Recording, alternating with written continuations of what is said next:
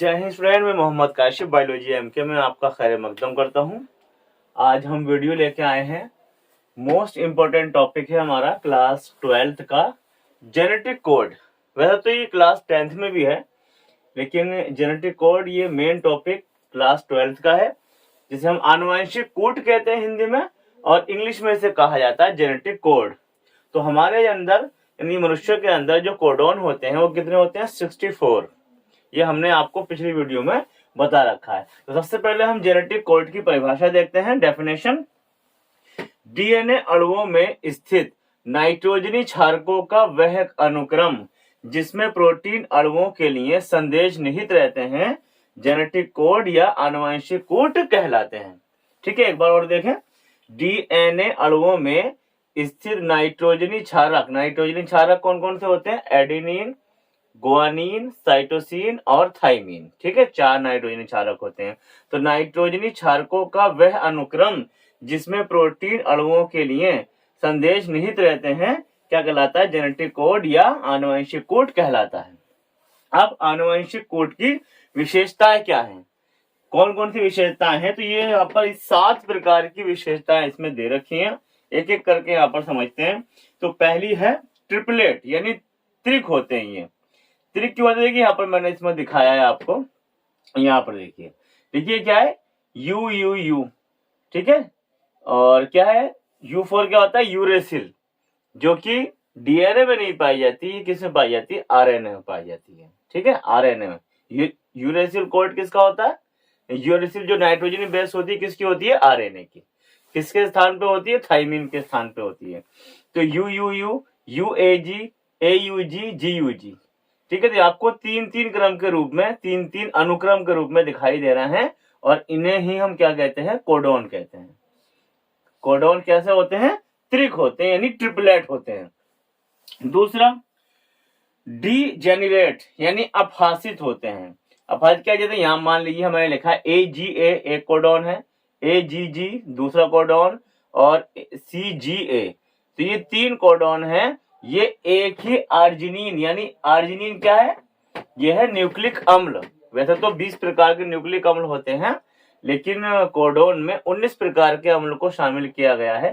तो ये 3 codon arginine nucleic अम्ल को कोड करते हैं। ठीक है, यानी आर्जिनिन को ये तीनों कोडोन क्या करते हैं?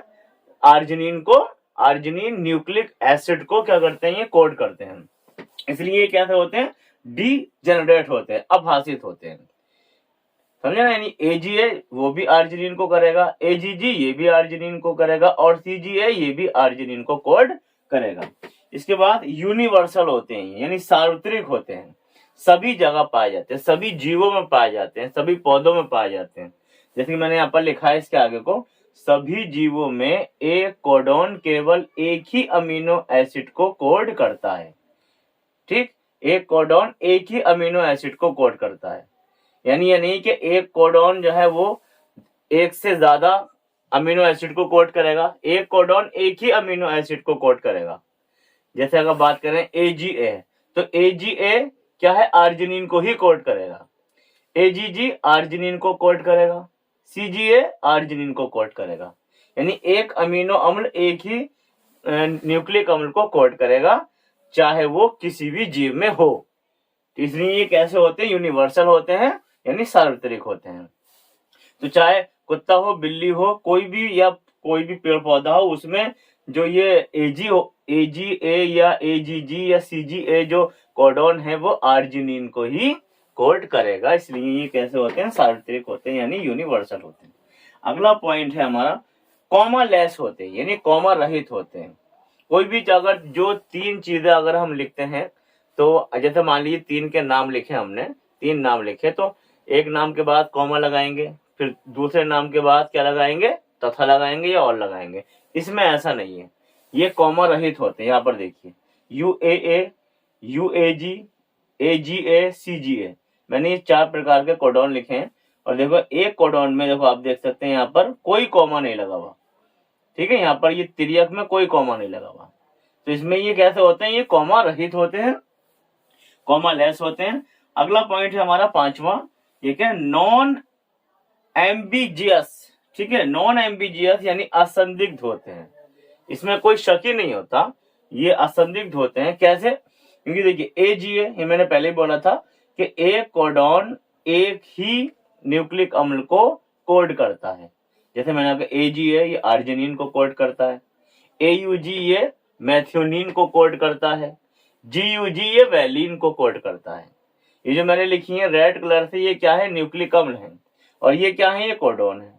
यानी जो एक कोडॉन है वो एक ही न्यूक्लिक अम्ल को क्या करता है? कोड करता है। एग्जाम्पल में था AGA आर्जिनिन को कोड करेगा, AUG मैथ्योनिन न्यूक्लिक अम्ल को कोड करेगा, GUG वैलिन न्यूक्लिक अम्ल को कोड करेगा। यानी ये कैसे होते हैं? असंदिग्ध होते हैं, इसमें कोई शक ही नहीं है, क्लियर है, निश्चित है कि कौन सा कोडॉन किस न्यूक्लिक अम्ल को कोड करेगा।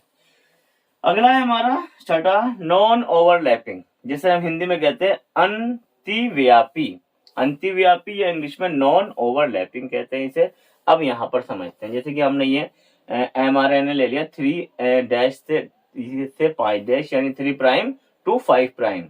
इसमें हमने ये कोडॉन लिख लिए AUC GUU AGA AGG CGU। कितना होगा? 1 2 3 4 5, तो 5 कोडॉन लिख लिए। तो अब इन कोडॉन को हम किस तरीके से पढ़ेंगे? इस तरीके से, यानी AUC एक हो गया, GUC ये, फिर उसके आगे को ये।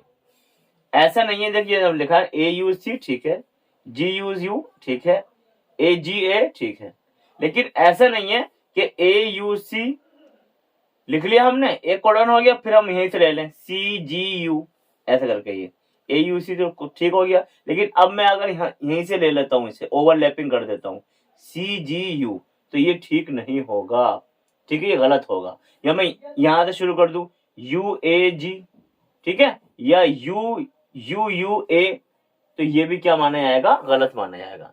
यानी ये नॉन ओवरलैपिंग होते हैं, इनमें ओवरलैपिंग नहीं की जा सकती।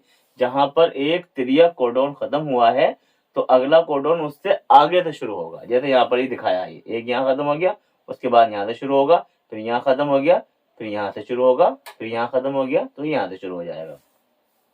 इसके बाद हमारा जो आखिरी पॉइंट है वो है इनिशिएशन एंड टर्मिनेशन कोडॉन्स, यानी समारंभन कोडॉन और समापन कोडॉन।